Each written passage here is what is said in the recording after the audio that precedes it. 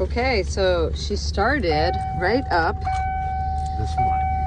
And I had to pick Timmy up in about 1 hour. So let's see if we can figure out all these fuses under here today before I leave.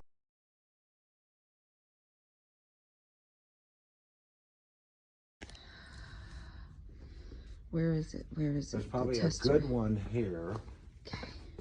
somewhere. You too. Bye. We know it's a good ground. It's the battery, and there's the. We know it works. Okay.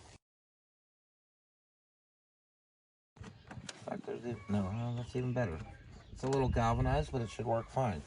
Went down all these, and they all have voltage on this side.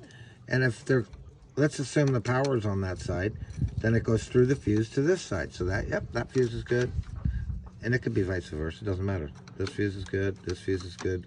Because we have voltage on both sides. It's lighting up. Yeah, it's lighting up.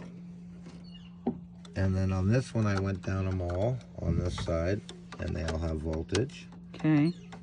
And then I go down this side, they all go, oh, let's make sure they all have voltage. Yep, yep, yep, yep, yep. And then we go to the little ones, and I probably have to take off my sunglasses to see better, but yep, we just saw it.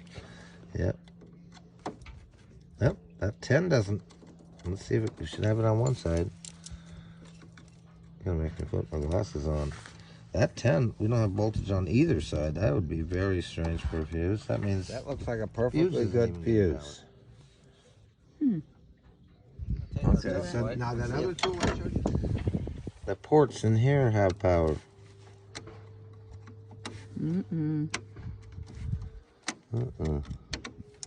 Electrical. Then we gotta find some power just to make sure the ground works. Bye, everybody. One of these times you gotta take Annie for a week or something. Okay. Bye. Love you.